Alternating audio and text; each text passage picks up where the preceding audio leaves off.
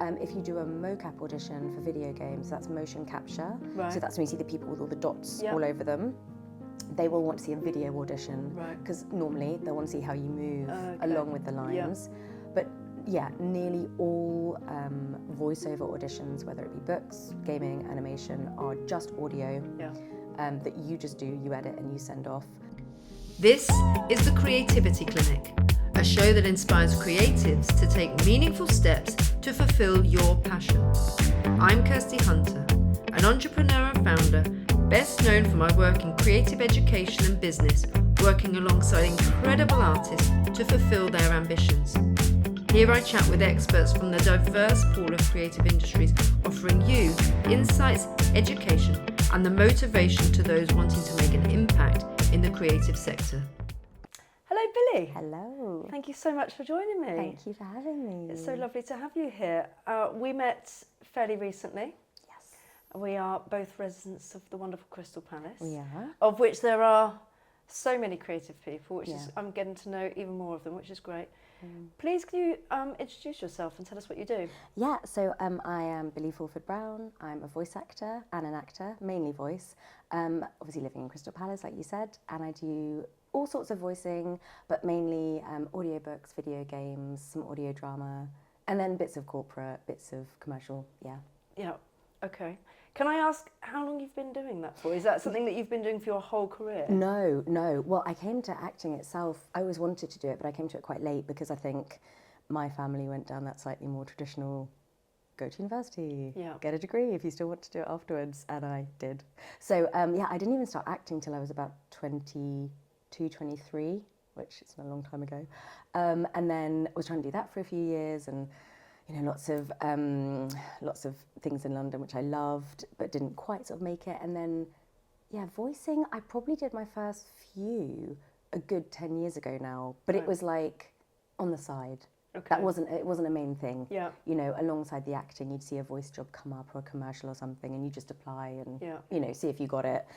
So I did a few bits, but full time has only been about 5 years, 5.5 years. Yeah.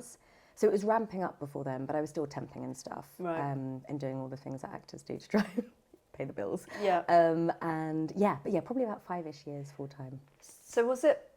I mean, you mentioned that you were doing temping, which I'm assuming was non-acting related. Non-acting, lots of hedge funds, lots of gas and oil companies, all of that. Right. Whole different world. So a much more corporate setting, Yes. which was paying your bills. Yes. Then you had the acting roles that would be sporadic or? Very sporadic. Yeah. I think voiceover can be sporadic, but I have found that it is much easier to make it full time. Right. Than it, not for everyone, and that's, you know, and I'm sure that's something we'll touch on. I've managed to make it a full-time job. Right. But acting, I felt like I was very much in the lap of the gods. Yeah. Even when I, you know, a few times I'd done, you know, auditions for pretty big things, and I felt I'd done really well, and the feedback came back saying, "Oh, you absolutely smashed it," but we went with the girl with the red hair. Yeah. And you know, fair dues. I saw the people I was auditioning with; they were all fantastic, but it just felt like there was a lot of stuff out of your control. Yeah. Despite the fact that you could actually dye your hair red. Oh, well, yes, or wear a wig, but you know. And so, yeah, so I felt like the acting jobs were much more sporadic. Right. Still auditioning a lot, but it was hard to, and also to get paid work. Yeah. You know, a lot of it is not West End, Yeah. you know. A lot of it is fringe, and they call it profit share, but it's not, and it's great experience. And I've met some of my best friends to this day doing fringe. Yeah. But financially, as you get a bit older, you know, I was getting towards 30s and I was like, oh, Yeah. I don't want to be doing this anymore. And travelling a lot, I guess, at those points because you've got to go where the work is. Yeah, I was mainly in London. Luckily, I moved here after uni and trained here. So I was in London, so a lot of it was here. But it's weird. I kind of weirdly enjoyed the corporate world as well. Yeah. And I definitely felt that I was on a bit of a, which way am I going to go? And I knew in my heart I didn't want to go the corporate route. I've got lots of friends in the corporate world. And completely fair play, you know, everyone, each their own. But I knew in my heart it wasn't where I wanted to go. And the voiceover was picking up, and I sort of just made the leap and quit all temping and was very scared. Yeah, I bet. I mean, it's really brave, isn't it? But I guess because you had that sort of side element where you were doing it and then building up that portfolio of work that you had, was the agent that you had, did you have an agent? Yes and no. So I had an acting agent who I've still Yeah. got. She's a very good friend of mine. Just did a tape for her yesterday, actually. She's brilliant. Voice acting was hard. It's very chicken and egg. Right. It was very hard to get an agent without any work, but very hard to get the work without the agent. So yeah, it was definitely difficult. I had a couple of smaller agents, and they were lovely and got little bits and pieces. But it was when I sort of really fell into audiobooks, and I did fall into them. I 100% did not mean to do them. Although I do love them. And yeah, and then you just get more experience in everything, in accents and character work and all of that. And then that managed to translate to other areas of VO. Yeah. And I'd sort of been, I like to politely stalk people Right. in the industry. And I had been politely stalking an agent for about 6 years. Wow. Who she's just great. And I just loved the work she was doing, and I loved her ethos, and I just thought I'd met her a couple of times at events, and every now and again I'd email her like, oh, I see you don't really have anyone like me on your books. And she was like, oh, I've just taken so-and-so on. Right. And then finally I emailed her again, and she was like, you're in. Okay. And she's still my agent. I mean, and you said, you know, you fell into it, but actually when you then describe a 6-year journey, it's quite a long time. That's quite a lot of resilience and kind of going back again and again. To sort of go. And what's quite nice as well as, you know, often we go and knock on somebody's door and they say no, and you don't go back, or you might go back once or twice, but being able to kind of consistently show up and then eventually you get somewhere. Yeah, and I think for me it started becoming very separate. So I basically, nearly all of my books are US based. Right. And I get all of that myself. That's me. I've done that with help of other UK narrators who are just fantastic people. And that work, I think, gave me confidence to contact the agent again. Right. To say, look, I'm doing all right now. Yeah. And I love it. I love voicing. That's the main thing. I love it. And I really want you to take me on. Yeah. And I think I could work really well for you. Yeah. And yeah, bless her, she did. And it's worked really well because agents are sort of gatekeepers. Yeah. So even though the audiobook stuff is very much mine, the US stuff, and because audiobooks are a lot of work for not a huge commission for an agent.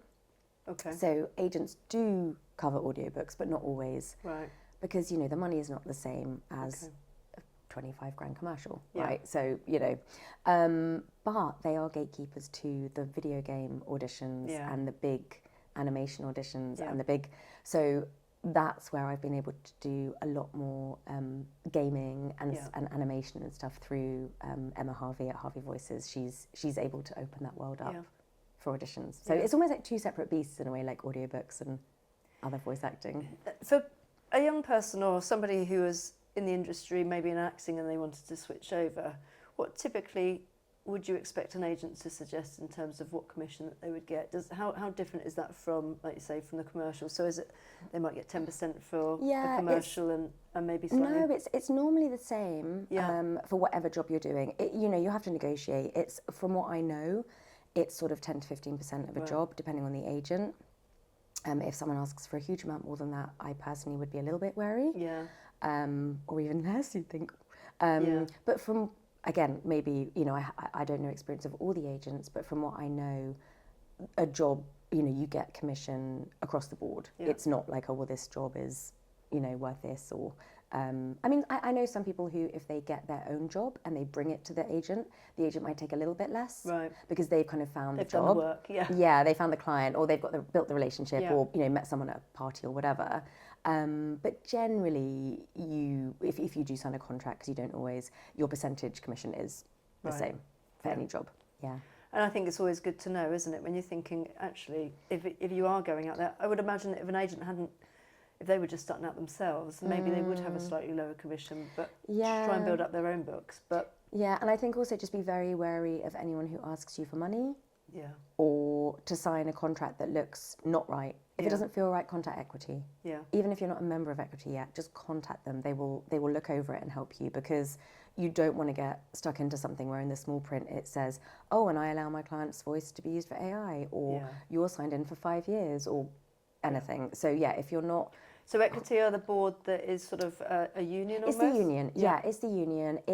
They make it very easy for people to join. There's a monthly fee, but they have everyone there, lawyers, everything. So any questions, you can contact them. I've had to use lawyers before, years ago, when someone didn't pay me, and they were brilliant. And so but even if you're not a member, they're super friendly and helpful. So no, that's really, really good advice.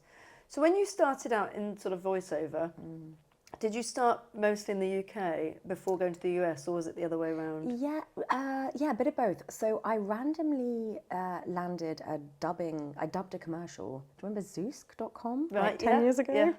So I just applied, and I think my voice print was the same as the US actor, Right. and they wanted a UK version. And they were like, oh, have you got dubbing experience? I was like, yeah. I was like, no. I mean, maybe you shouldn't do that. But I was like, oh, it'll be fine, when you're younger and you think everything's okay. I'll do it anyway. Yeah, and I walked into the studio and they were like, hi, so we're hooked up to the client in California, and you'll have the screen with the the line coming. And I was like, oh my God, like, just fake it till you make it. And actually it went really well, and I just found that I loved it. Yeah. So that was kind of a bit of UK work. And then there's all kind of casting websites which have got, we can't go into it now, but various degrees of possible ethics and thing. There's a whole nother conversation. But back in the day, it was a pretty standard thing to look on them for acting and voice work, especially when you didn't have an agent and things like that.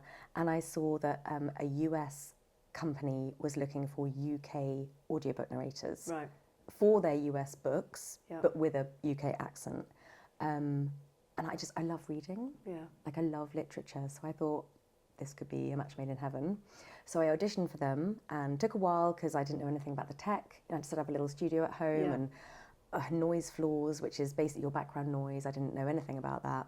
Took about 6 months, finally got taken on by them, which was great, and did a couple of books for them. But it was very gentle. Yeah. 8-9 years ago, like 1 or 2 a year. Okay. Not much, like just a bit here and there while I was temping and trying to act. And then, like, the way it works in the US is you have the big publishers, Penguin, Simon & Schuster, Macmillan, all of that lot. And some of them have in-house studios, and some of them kind of farm out the jobs to production companies, basically. And it's the production company who will contact you and cast it and get the recording in, and they'll have an editor and a proofer. And I'd done a few books for HarperCollins through one of these production companies. And then Harper were using more than one. Right. And so other production companies started contacting me saying, oh, Harper wanted you for this book. And I was like, oh, okay. And I remember saying to Mark, I don't want to do books. I want to do animation. Yeah. I want to do video games. And he was like, gift horse, mouth. Yeah. And it was like the slap I needed. I was like, yes. And I love reading. Like, I love reading. So I just threw myself into it. Yep. And then also started contacting people myself in the US, realising how much I loved it. Yeah. Actually, even though I was trying to tell myself I didn't, but I did. I loved it. And then the kind of US thing grew. And I would imagine, because there's such a large market, it's huge. It's mind-blowing. Probably so much more, obviously, than here. So do you find now that you get more work for the US than you do here? I do almost no UK books. Wow. Yeah, so I've got a few, there's 5 of us voiceover friends, because it's quite a lonely job, and we keep each other sane. And one of them said one day, and it's true, a job is like kicks, kudos or cash. Right. And so sometimes I will do a UK job for the kicks or the kudos, because the cash is much less, because the budget is smaller, because the UK is tiny in comparison to the how many, I don't even know, millions of copies they must sell of audiobooks in the US. But sometimes a book comes along in the UK and I'm like, oh yeah. Yeah, I'd like to do that. Yeah, I would love to do that. And I audition and, don't always get it, but but yeah, I mean, 95% of my work in audiobooks is US. And I'm assuming, tell me if I'm wrong, but all of your audition is self-tape that you send off. So it's just something that you can send rather than, there's no in-person. No. Well, so yes and no. So acting-wise, it's a full recording, like video recording. If you do a mocap audition for video games, that's motion capture. Right. So that's when you see the people with all the dots all over them. They will want to see a video audition, because normally they'll want to see how you move along with the lines. But yeah, nearly all voiceover auditions, whether it be books, gaming, animation, are just audio that you just do, you edit and you send off. But then I have then had like a second audition with the director over Zoom, right, or in person for gaming mainly. Yeah. Or sometimes you get a little bit of feedback, you know, on a book audition, and they want you to do it slightly differently, and or change your voice, or you know, the tone or something, and you can redo it. But right. yeah, but that's all just from home. And so most of the times you find yourself having to, do they ask you for accents when you're doing the audition? Or do you tend to have your voice and they say, and then we want to see you change that to something else? Yeah, so I think it depends on the person. I do a lot of accents. Right. Like I just love it. Definitely some I can't do, and I'm very open about that. I'd love you to give us some examples. I mean, what's your favourite? I do a lot of Scottish. Yeah. So like at the moment I'm doing, like, well, the main character is Scottish, but the narration is in my voice, like my normal British.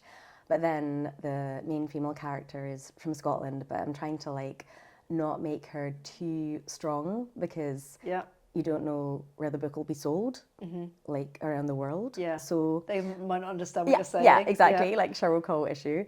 So I do a lot of Scottish, American, like, you know, often if like girl meets boy, the man will be American, the woman will be from the UK, and you might have to do both the voices. Right. So yeah, like US, I don't think I'm really from anywhere in the US. I'm just general. They call it general, like Gen Am, like general American accent, and sometimes it's a little bit like that transatlantic, you know, that Mad Men, like where it's like a little bit American, but like slightly British. But yeah, so but a lot of people don't do accents, or many accents, and I think in terms of video games especially, you will get a casting that says they are Scottish, they are American, and that's your guidance. Yeah. I think the main thing is if you can't do the accent, don't. Yeah. Because I've been there when you're like, I'll be fine. Awkward. Welsh, and then I've realised I can only be Rod Gilbert. Like, if I'm Welsh, just sound like Rod Gilbert. Can't do any other voice. That's it. So if there's any more characters, can't do it. Like, I literally, like, I've just got like one Welsh voice, and I was like, I can't do anyone else. And then audiobooks, I think a lot of my ethos, and if people come to me for coaching, which I don't do a lot, but I do sometimes, is actually kind of the accent is secondary. Right. Like, yes, it's got to be on point, and it's got to be perfect, and, you know, those probably weren't, you know, because if I'm doing the book, I'll, you know, practice and make sure I've got all the words completely ideal. But it's all about the character. Yeah. And the truth, and the honesty, and the nuance. I mean, that's true in anything, video games, animation.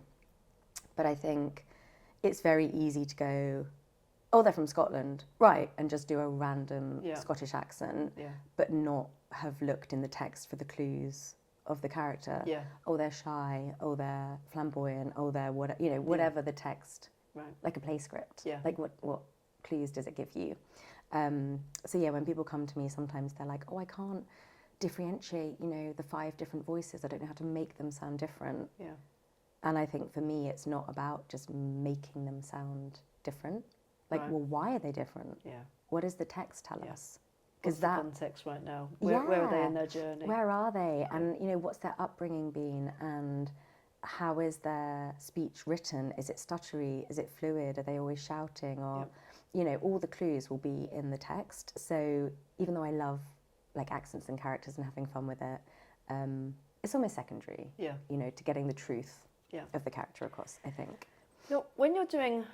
I'm going to start on audiobooks, and then I want to then go into gaming. But when you're doing an audiobook and you are, I mean, what does your day look like? So how, you know, if somebody gives you a book and it's, I don't know, 500 pages, do you look at that book and go, right, that's 500 pages. I know that I can do 100 pages a day of recording and I'll be done in a week. Or because it's going to depend on how big the font is, how close together it's been printed. So how do you gauge how you can do that book? It's a good question. So you actually go on word count. Right. So whatever the word count is, for easy maths, let's do it, say it's 96,000 words. Right. You divide it by 9,600. Okay. And that gives you a rough finished hour. Okay. So that would be a 10-hour book. Right. Like very roughly, because obviously... Is that for everybody because of the cadence of your speech? Yeah, so for some people it'll be a little bit more, for some people it'll be a little bit less, but dividing by 9,600 is a rough rule of thumb. Right. So yeah, never ask how many pages it is, or just word count. You need the word count. Or copy and paste the PDF into a Word document and run a word count yourself and work it out.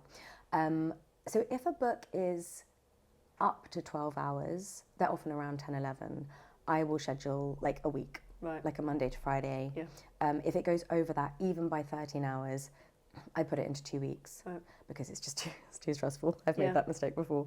And it really depends on the day. I am probably not the best example because I don't have a set routine. Right.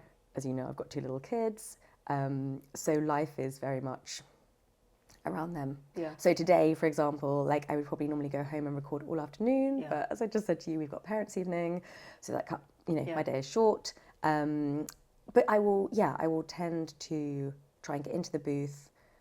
The first book you do, you'll probably record in the booth for 2 hours and get maybe an hour finished if you're lucky.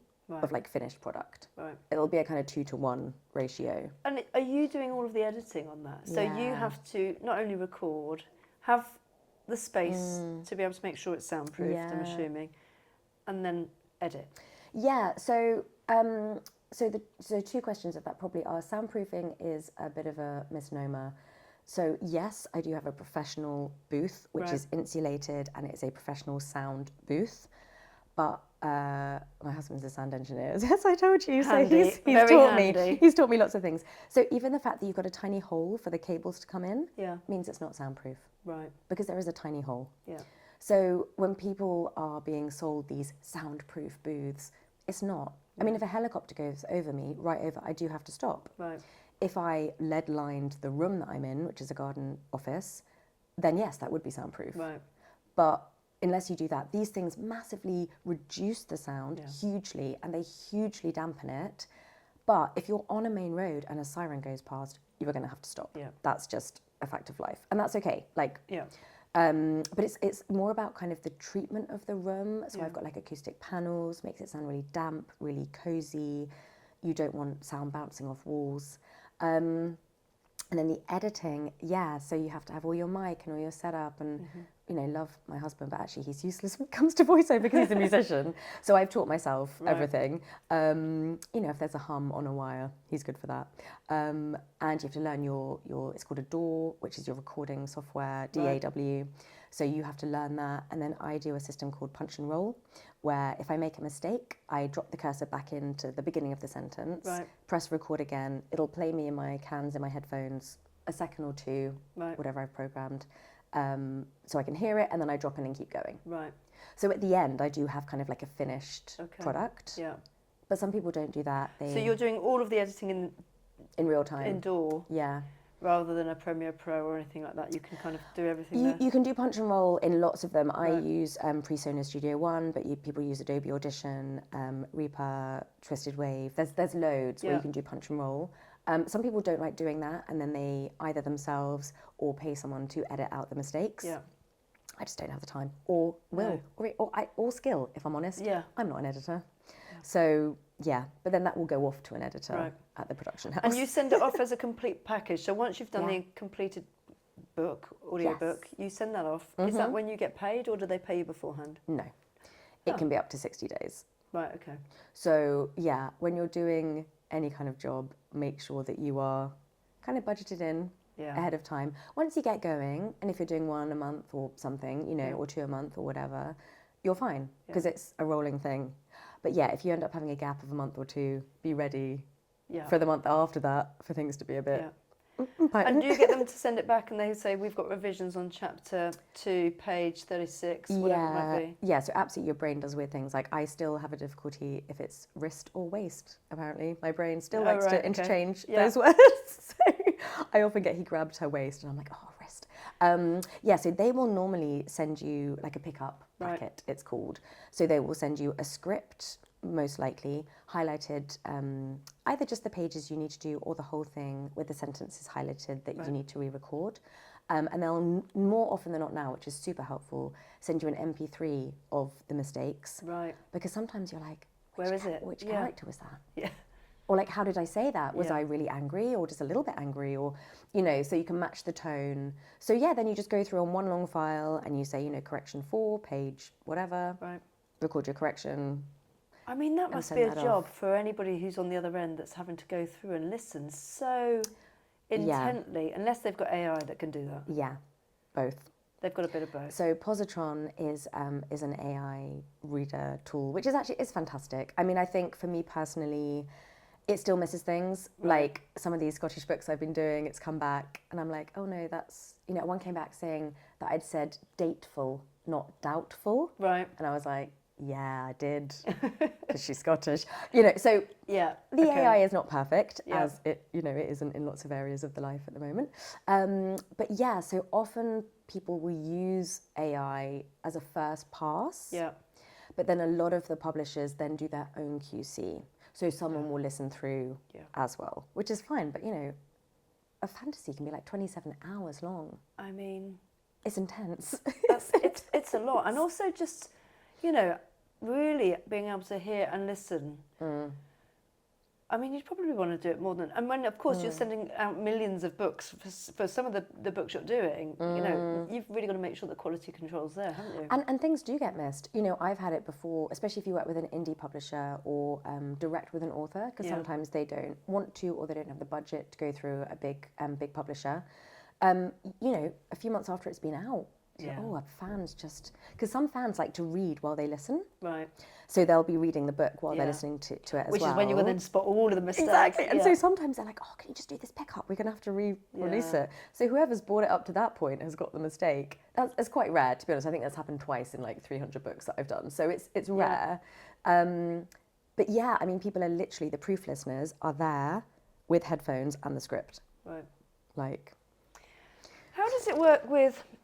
So obviously now there is AI that is able to translate into different languages. How does that work for somebody like you that's doing a voiceover? Would they be able to use your voice and then translate it into, or are you completely protected from that? Yeah, so SAG-AFTRA, so I'm part of SAG in the US and Equity over here, so SAG-AFTRA have pretty strict rules. So if you do a SAG contracted book, which most of the big publishers use, actually a lot of people use the SAG contracts now, that is all covered. Right. You cannot just go and use, not even to translate into another accent, you cannot use our voices. You know, you must have seen the big thing when Stephen Fry's voice got ripped. Yeah. You know, of course there is a chance. There is a chance that somewhere in the world, somebody has downloaded all our books and they have made some other book. Like you can't police it completely. But the things are in place as much as I think they can be at the moment. But I think also a lot of foreign language listeners don't want that. You know, there are foreign language speaking narrators who are doing these books because you want the nuance, you want the relationships, you want the characters.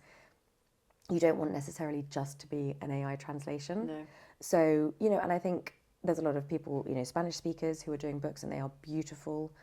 And then I think a lot of people in different countries listen to the English translation, you know, the English versions of books. It's a danger. It's a danger. It's out there, but... Are you worried for the future in terms of where the AI is going? I mean, I know I've listened to a couple of, I say audiobooks when I was studying for my master's, and the only thing that they had was that you could obviously have it read to you. Yeah. And it was the most painful thing because they It's just... nice to hear. It was just awful because it's, you know, that kind of very robotic sounding. These are textbooks that are, you know, crazy size.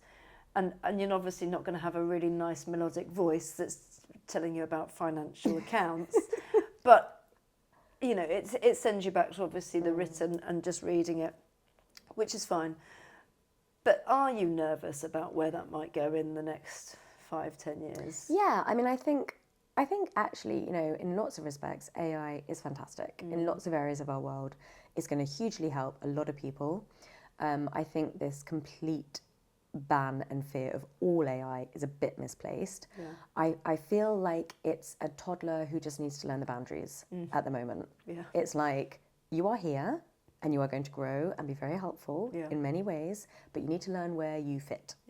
And I think, you know, yes, there are going to be lots of books that are turned into audiobooks with AI because people can't afford to have a human narrator, and I totally appreciate that. I have listened to, not whole books, but bits and pieces. Some of it's pretty good, actually, until they get to the people talking. Right. So actually some of the narration is quite good. I was like, that's pretty passable. But when it gets to the nuance of the relationships and things like that, that's, for me, where it's falling down. And I think there are companies, I think it was 11 Labs was talking about how they did a test on how long it would take a narrator to record a book. And not just a narrator, sorry, the proof, the edit, all of it. And I think they worked out it was like 45 hours or something to get the finished 10-hour book or however long it was. And then they had AI read it and they went in to tweak to make it sound right. And it was like 41 hours. So at the moment, it's not there. I think it will have its place. I think not just nonfiction. You know, there are narrators who specialise in nonfiction who are brilliant, because nonfiction, as you said, can be quite boring to listen to, sometimes quite dull. So it's an art. I can't do nonfiction. I have so much respect for people who narrate it.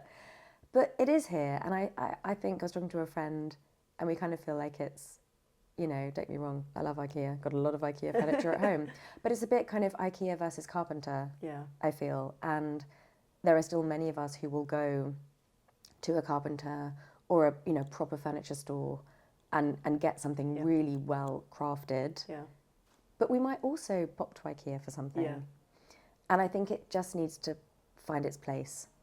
I think it's kind of good that a few things have blown up in terms of people's voices being ripped off for things and likenesses, because I think it is making people realise they can't just do that.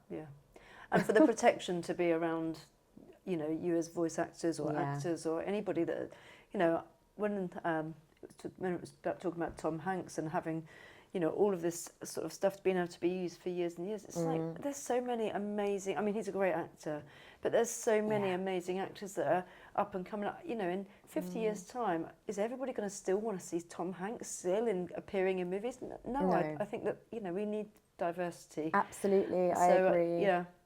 No, but it's good to sort of think that it's not quite there, and I think it's a really nice analogy, sort of say, you know, boundaries of the toddler. You know, yes, it's going to be really helpful in so many ways.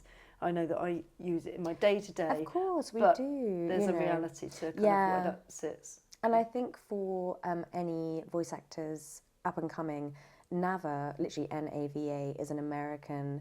It's not a union. It's Karen Gilfrey has just like made this community, and she's just incredible. And they have an AI rider on their website, which you can download for free. And it's got everything you need in it, and you can put your name and your you know, client's name. So if you're concerned and you're doing a job on your own, not with an agent, on NAVA's website, you can download the rider, send it to your client, have them sign it, and you're protected. Right. Okay. So that's quite a good base to start from. Great tip. Into the sort of world of networking, because you said it's quite lonely. You're working on your own. You're in a box. In a box, in a booth. Literally in a padded box. In a padded box for a couple of hours a day. Well, 8 hours a day. Yeah. I mean, It's prison. I'm in prison. But you enjoy it. I'm in a warm prison in the winter, though, so it's good. I mean, it's quite... I can see it being quite mindful. I mean, I might just transfer. It sounds great. But no, I can appreciate that is actually quite lonely. And because there aren't huge numbers of voice actors, and if there are, they're going to be, of course, spread over the world, over the country. Are there networking events that you go to? Yeah, there are. I mean, like I said, I feel very fortunate. In 2018, I went to one of them. So there's a few companies, Voiceover Network, Gravy for the Brain in the UK. They run classes and courses, but also events and networking things, and events where you can go to talks, but also meet people. So a bit of a mixture. So they're really nice, and they're great people who run them. And I met these 4 wonderful women, and we just formed a friendship back then. So we chat all day, every day, on our phones, and we meet up quite regularly, and we all kind of do different genres, Right. which is quite nice. So we can, but you understand, you know. Yeah. You know what it's like. I think, you know, with your work, it's weird when you're trying to explain to a friend in a corporate world about this, you know, they just wanted this accent and it wasn't the right accent. People don't get it. Yeah. You know, they're like, this is really inconsequential. But to us, it's like, this is the crux of the story. Yeah. So, yeah, but I think it is important to go to these. And I go to America once a year. Right. There's a big, so the APA, the Audio Publishing Association, run a conference every other year online now after COVID, called APAC, so the Audio Publishing Association Conference. And that's really good to go to. And it was in LA this year, New York next year, normally in New York. And just go and meet all the producers that you work with. And I would imagine that, I mean, it's probably quite costly to do these things. Yes. But the payoff in the end, because of the network you're creating and potential opportunities that you might get. I think so. And it's not for everyone. Yeah. I've got friends who are like, I'm absolutely not going. And that's totally cool. But I enjoy it. Yeah. You know, I like to go. And I think because so much of my work is with them, and I've now got quite a lot of US narrator friends who I obviously only get to chat with on Facebook, you know, and online, and don't really see each other. So it's a bit of a jolly as well. Yeah. And so for me, I mean, I say that, I hope my husband's not listening. It's not a jolly, it's really hard work. It's really hard. I mean, it is intense because you go for like 4 days, Yeah. you don't sleep because you're kind of networking and working all day, you know, seeing friends It's in the tiring. evening. Networking It is is, tiring. and there's a flight and there's a time difference, all that jazz. But anyway, I can't complain. Look at the job I get to do. I'm very lucky. It's ridiculous. But yeah, but not everyone has to do that. You know, a lot of people love this job because it is quite solitary. Yeah. And you get to be calm and quiet at home and do it in your own time. And it's great with, you know, whatever the responsibilities are, family, kids, dogs, cats, whatever. Yeah. You do the job when it fits your life. Yeah. If you want to record from 11 p.m. till 4 in the morning, that's fine. Yeah. So yeah, I think it's a very flex job and people do it for all different reasons, really. Yeah. Do you think that you have an advantage with the accent that you've been gifted? Yeah, the posh accent. Thanks, Bridgerton. Thanks, Downton. America loves you. Yeah. Yeah, I mean, it's a really funny one because, and this is a whole conversation, right? But you know, when I was starting acting 15 odd years ago, I, rightly so, 100% rightly so, I was very much not what people wanted. Right. And that was the right thing. It was hard for me because I was so in love with acting. Yeah. But, you know, as colourblind casting came in, which as I said was what should happen, you know, a small blonde posh girl, 100% don't want you in the piece, which I totally appreciate. But that was hard, you know, because I just loved it so much and I so wanted to do it. And I think that's where voiceover like saved me a bit, because we can't change who we are, and as much as I sort of try to sometimes, you can't. Yeah. Who you are is who you are. And actually when I sort of embraced it in terms of books, I get loads of Regency romances, which I love, and loads of kind of 20s, 30s things, but also loads of modern stuff as well. And my accent, it does change slightly. I think having lived in London for 20 years, you know, you don't pronounce every T at the end of every word, you know, and all of that, you know, you don't now. And there are lots of characters in books that can have that, and it's really fun to be a little bit more modern and not quite so posh. But it's also a very intelligible accent, as in like anyone around the world can understand it, and as much as, you know, everyone needs to be cast, that's helpful for some publishers. Yeah. But what I love in audiobooks is there is a huge, huge, huge DEI drive and initiatives, and people are very conscious, and they are very careful, and they are very welcoming, and it's like ridiculously friendly and fair. And of course more could be done, as in any industry. But I've really noticed, having come from the corporate world or even the acting world, it's attempt at inclusivity, and where it already is, I think is really, really brilliant. It's nice to see. It was really interesting. The other day I saw this reel on social media somewhere, and it was saying something about there's not enough diversity in authors. And yes, to be fair, it was the other way. It was saying, you know, actually black authors are getting all of the signings, right? And so this woman then went to prove them wrong by literally going into a bookstore and saying, white author, white author, white author. And there was probably 3 out of maybe 100 books that, were of people of colour. And I suppose, considering what that is and, the types of books that you might therefore read, you're not going to use your voice for a story that is a very different sort of background or setting of culture. Oh, I wouldn't do it. And similarly, you're not going to use a person of colour to read something potentially of something that is talking about 1950s Britain, unless it's specific to something. Yeah. But therefore, I guess that's where the challenge is always going to be to meet that bridge, isn't it? Because it's almost cyclical that you're not going to quite get there until we've got enough authors that are out there in the first place. Yeah, I think it's a really, I find it's quite a difficult situation because I feel quite cross that actually there isn't more support. And what I think is really great is actually Andy Arndt runs something called Audio and Colour. Right. She's in the US, she's brilliant narrator. And it's promoting authors of colour. Yeah. And it's just, she's great. And I just think there needs to be more of that. And so we all try to support it where we can. They have auctions, they have, narrators go and people go and donate things that people can, bid for, and people get grants, authors of colour to write. It's great. And I think there isn't enough. And I've been to enough book signings to know. Yeah. It's but so much of it is, and it's so painful. And actually we were talking about this earlier, but it's a nice little segue. So I just did Jodie Picoult's new book. Yeah. And it's about... Which one's it called? By Any Other Name. It's just come out in the UK, out in the US in August. And it's, in a nutshell, did Shakespeare write his plays? Right. Of course he didn't. It was his wife. I mean, was it? But there is a woman called Emilia Bassano. Right. She's a real life person, first ever woman to have published poetry ever. And so Jodie's book is very interesting, and it follows her in the 1500s, and then it jumps to the US in modern day, and following the journeys of these women and the hardships they're going through. And I went to a talk that Jodie did last week with my sister, so I could finally meet her because I'm a massive fan. And she said it's still even female male. It's so the author world is also very male dominated. Yeah. So I think just a huge amount needs to shift in terms of colour and sex and all of that. Yes, things have come on a huge way, but I mean, look at the whole world. This is a whole other conversation. But it's not equal in any way, shape or form. Yeah. And it's not fair.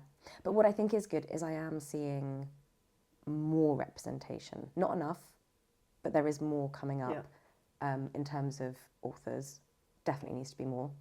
But it is great to see... 10 years ago, a white actor probably would have been cast to read a book that they shouldn't have been cast in. Yeah. Which is just horrific. But that wouldn't happen now. Yeah. You spoke about your most recent book. Yes. If you were to sort of say, is that been one of your favourites to do, or what's one of the favourite books that you've authored, or not authored, sorry. What's one of your favourite books that you've read and created an audiobook for? I mean, probably this one is up there because I love Shakespeare, I love the plays. And and Jodie says, this is no slight on the work. The work is beautiful, the plays are stunning. But did he write them? He had 2 daughters who he didn't even teach to read, and yet so many of his female characters are so strong. There's Jewish, there's Hebrew, there's Danish, there's Italian. He never left the country. Right. It's just a very... Yeah, when you look at it like that. Just so many questions. I'm and it's just so well written. And it's full of Marlowe and sonnets, and I love all that world. So for me, that was dream. And I narrated that with some brilliant other narrators. It was a whole cast of us, which was fantastic. I think the one that I won the award for in March, The Last Lifeboat, that was the most visceral, I think, that I've ever narrated. Who's the author? Hazel Gaynor. It's set in World War II. I get quite a lot of those as well. Right. But I love it. I find it fascinating. Both my grandparents were in the war, as I'm sure, lots of our grandfathers. And it's based on a true story, so fictionalised, but it is a true story where back in World War II, there were obviously lots of refugees, which we all know about. Yeah. But there were kids sent in boats to Canada as well. Oh. Yes. Didn't know that. No, which I didn't know about. And obviously, some of these boats got torpedoed. Oh, wow. And it's a true story about, I'm literally getting shivers now, about, and I think it's my mum as well. I'm like, oh my God, like the kids are similar age. And it's a true story about how this, I mean, it's called The Last Lifeboat. I'm not giving anything away. A boat gets torpedoed. Yeah. And this lifeboat gets missed. Wow. And it's the story of that. And I'm literally like shivering. It's just, she's written it. It's so full of fact, you know, of course. And of course, you know, she's managed to fictionalise a few bits and pieces to make it super interesting to read.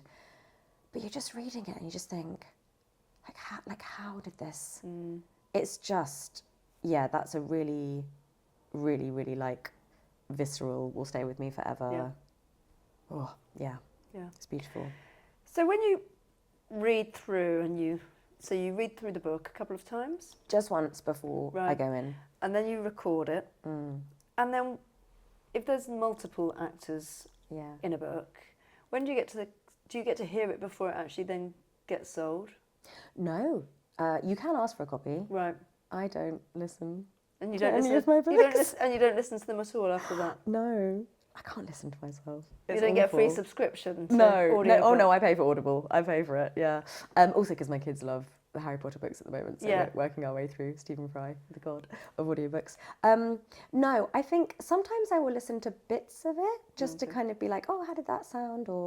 But to be honest, I try to be so in the moment, like I turn all my lights off in my booth, I just have my iPad, like I try to be so focused and imagining the world that I'm in and describing that I think if I went back, it would just feel quite weird to go back and listen. And what about your family? Do they listen? Yeah, so it's really funny. So I love them. Obviously, I think for years they just had no idea what I was doing as a job. They're like, what are you doing? I was like, I'm doing audiobooks, I'm doing voiceovers. And then finally, I think when things were taking off a couple of years ago, and I do some Jane Austen books and things like that, like, you know, and takes on Jane Austen and stuff, which I love because I love all of that, and Bronte. I just did Wuthering Heights, like, oh my God, dream. And yeah, so they were finally like, oh, which book should we listen to? And I was like, well, I've done like 200, but okay, do this one.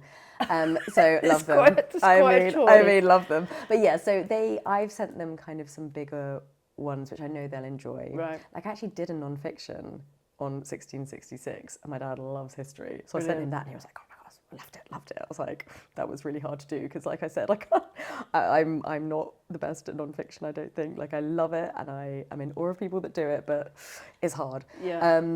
But yeah, so they've listened to The Last Lifeboat. They're listening to By Any Other Name at the moment. They've listened to some of Claudia Gray's. She does a take on like a Jane Austen situation where all the characters from all the different books are there, and Darcy's there, and there's a murder, and it's like, who did it? And yeah, they're really fun. So, but like so well written and beautiful characters. So my sister can't listen to me at all. Really? But we sound very similar. Okay. So it's just like listening to yourself. She said, she was like, it kind of sounds like I'm listening to me, like it's weird. So yeah, so she reads them. She's reading By Any Other Name. We got JD to sign our books. Nice. But she finds it very hard. Yeah. My brother, I don't know. I haven't asked him. I'll have to ask him. So tell me about gaming. So for the people that maybe are not in the world of gaming, I mean, I'm not a gamer. I've got a daughter. She's never been into gaming. So, but I am very much aware that obviously there are people that their voices are required for said gaming. Yes. And it's massive. It's literally massive, isn't it?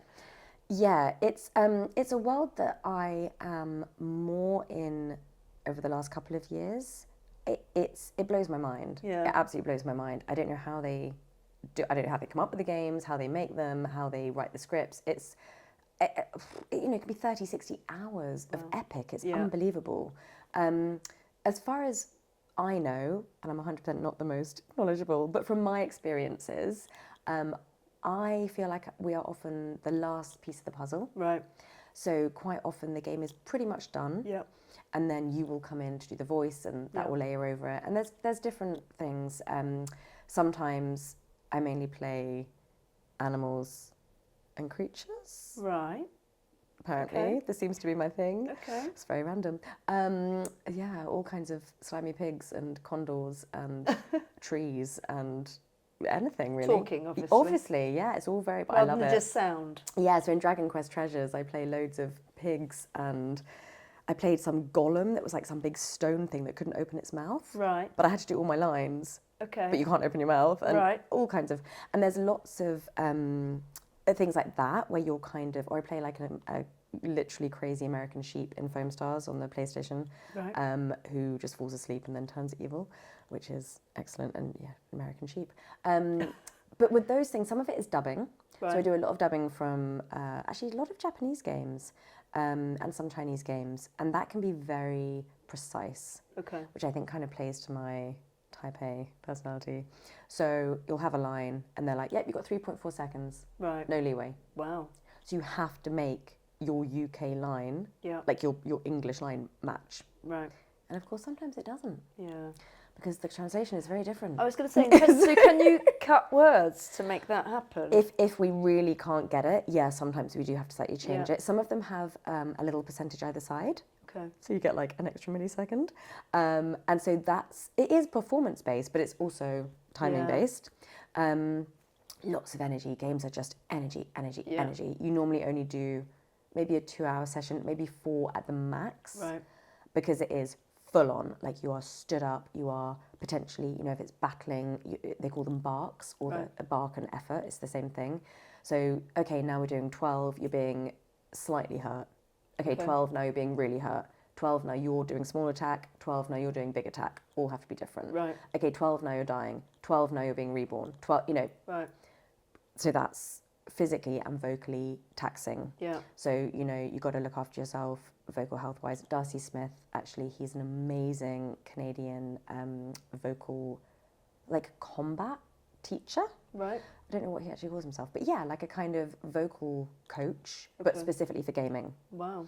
So I've done some courses. Niche. Yeah, but I've done some, but like you learn how to like set yourself on fire Wow. and do the vocal quality of that, but safely. Yeah. So I think you're always going to come out of a session tired vocally, because how can you not be after basically shouting for, a while? And they always save the shouts for the end, and they're very great. If they're not giving you breaks and they're not asking if you're okay and they're not offering you waters and teas, you ask for it. So when you say that, I'm now picturing that you're in the space with them. You're not in your own booth doing this. Oh yeah. So video games, nearly always, 9 times out of 10, you're in a studio in London. Right. Okay. So there's a few main ones like Liquid Violet, UK, Side. Yeah, there's 5 or 6, and most often you will have the director either there with you or on the line, Right. and the client. Okay. Yeah, so if you're doing big games, they want you to come in, and sometimes the client needs to be there because they'll be like, the director's almost the conduit between the client and you, Right. because the client knows what's going on in the game, Yeah. but they might not know how to direct an actor. Right. So the director is kind of, So this is like a traditional director of acting yeah, that is they direct the directing video you. games. Wow. Yeah, they direct the game, so they are video game directors. But they might not necessarily really know truly the game as such. They've No. they've read the script of what that section of the game is, because I'm assuming Yes, that because I can go sometimes. in, I can go this way. If I do a move and it takes me into this Yes, space, your choices. versus, I mean, and Yeah. but that must have endless possibilities of Yeah, so I think, content. well, this is the thing. And so I think, the director is really important because there's a lot of as if, like, make it your real life. So yes, I might be a slimy pig shouting something, but like, what is that like in your real life? What could it be like? Okay, I'm shouting at my kids because, they haven't brushed their teeth again, or whatever it is. Make it real because it is still characters. Yeah. Even if you are a dragon, you've got to still make it, again, same with books, it's got to be honest, it's got to be truthful. Yeah. You're not just laying on a character on the top. You've got to have that honesty and that truth and that nuance. And so that is often what the director will help you get. Right. So the client, or the developer will be able to say, right, this is what's happening in the scene. And then the director will say, okay, cool, so let's try it as if this was happening. And Yeah. let's try it as if so the director will get the performance out of you. But then they're timing it. Sometimes. Okay. It depends. If it's not a dub, then no. Yeah. So if you're not dubbing, yeah, you might need to roughly match it to something on screen. Or recently I did one which is, it is NDA'd, but I think I think it's coming out next year, I think. And that had been mocapped, so they had actors who had all of the suit on, and they'd done all of the acting. Yeah.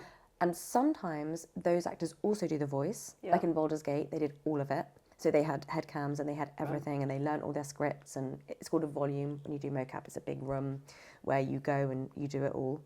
But sometimes they will just have the actors do the physicality, and then different actors do the voice. Right. So that was to time.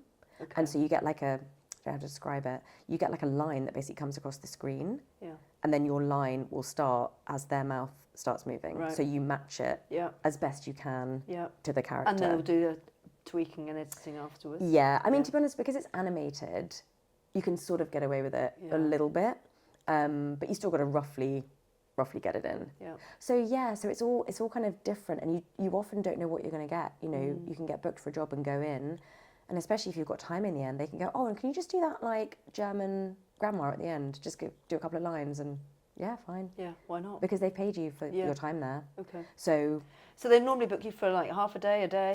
No, I mean... Or a couple of hours? Yeah, I mean, I have done some 4-hour sessions, but you would get a big break in the middle. Right. It's normally, for me, it's normally 1 to 2 hours. Right.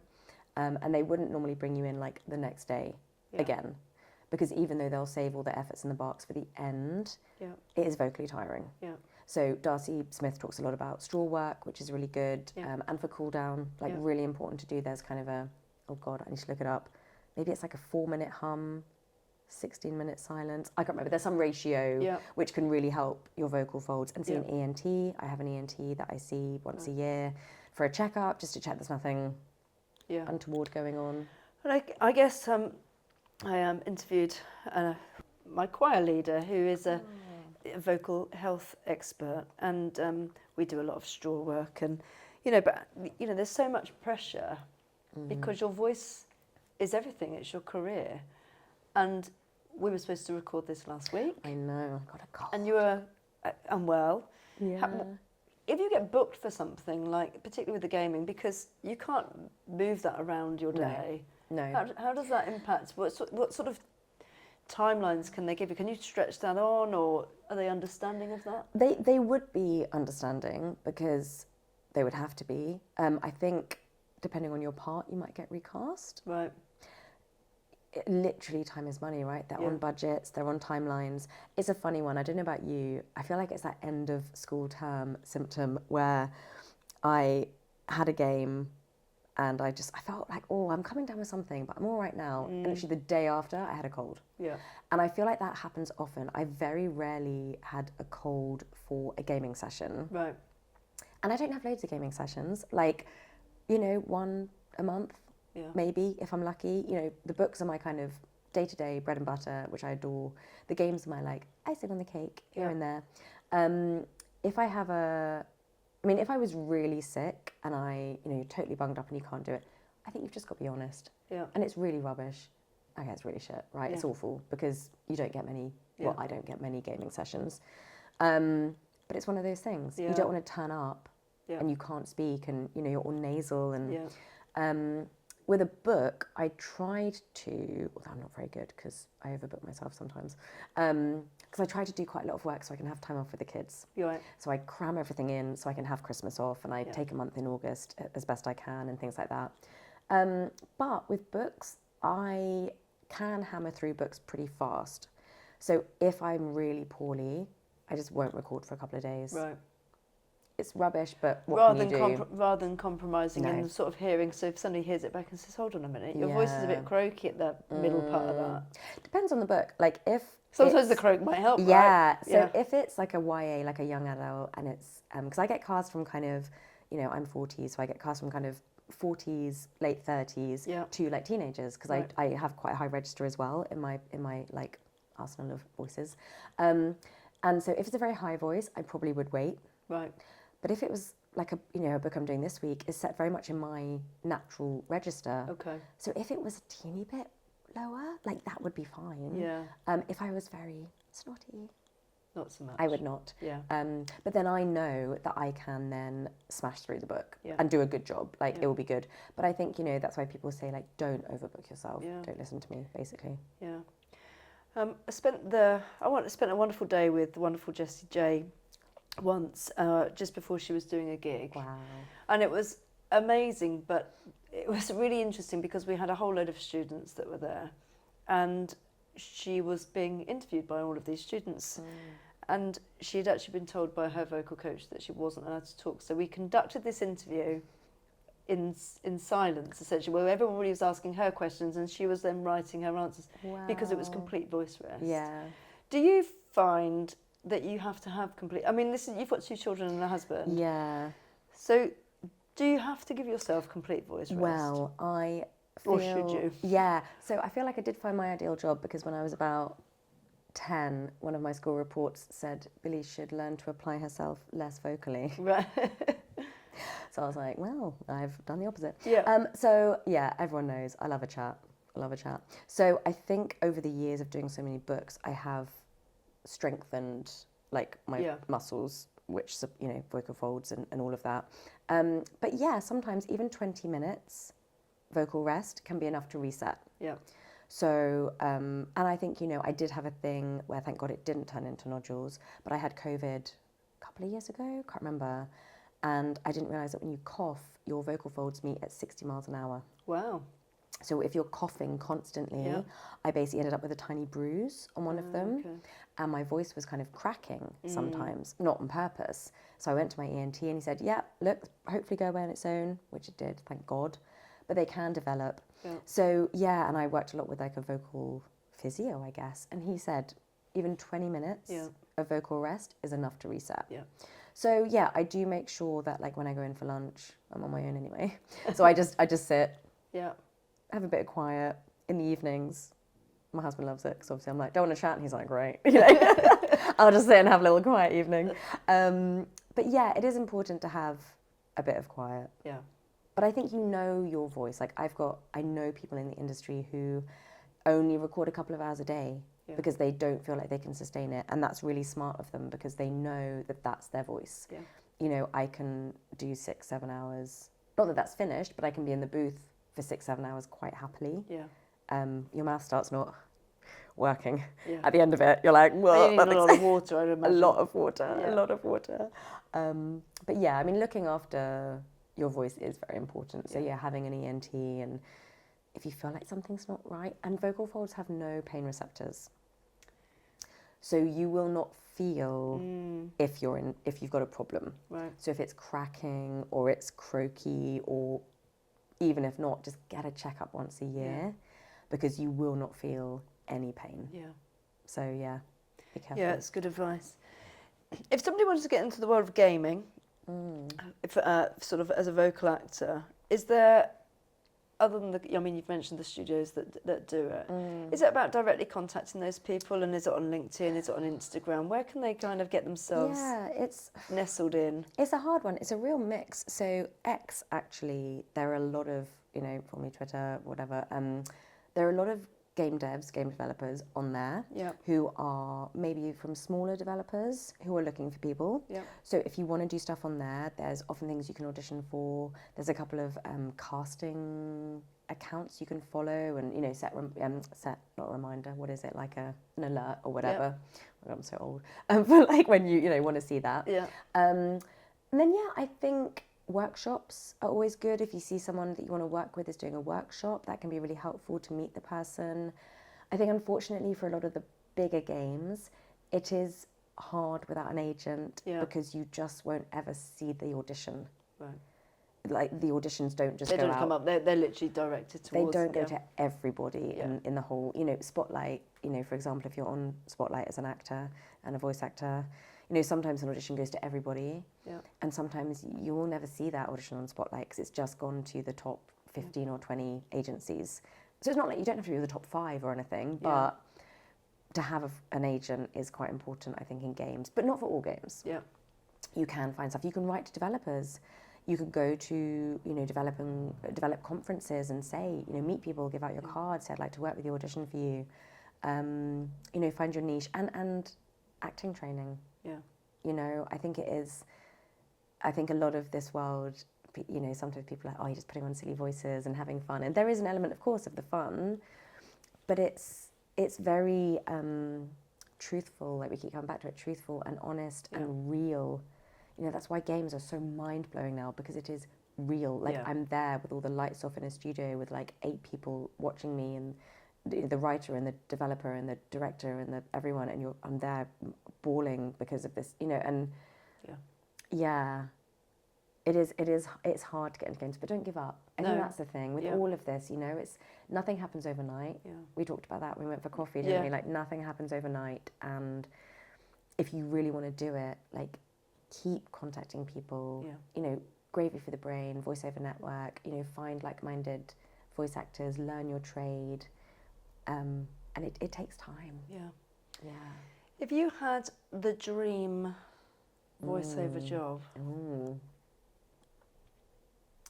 so it would probably, I mean, books-wise, I feel like I've done quite a few that I've just loved so much that I feel very, very grateful.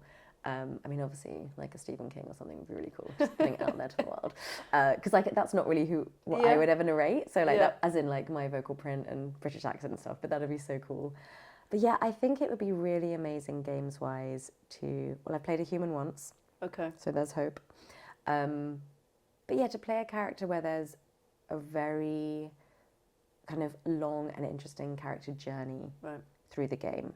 I think that would be really special, because then you are basically acting. Yeah. Like, it is acting. You're not just going in. I mean, you're always acting, but you know what I mean? You'd really get your teeth into it and really get into that character and really get to be that other person and bring that to life. And I think to be able to bring that to other people, like I know some of the people in Baldur's Gate, and you know, that took 2-3 years to film and edit, and they've changed people's lives like because of their performances.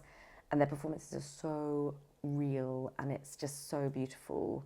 But yeah, I think not necessarily mocap. I'm not saying, you know, mockap's so difficult. It's amazing when people do so much mocap. But yeah, just to have that real arc, like that real journey would be. Or Stephen King. Or, you know, like a Disney movie. That'd be great.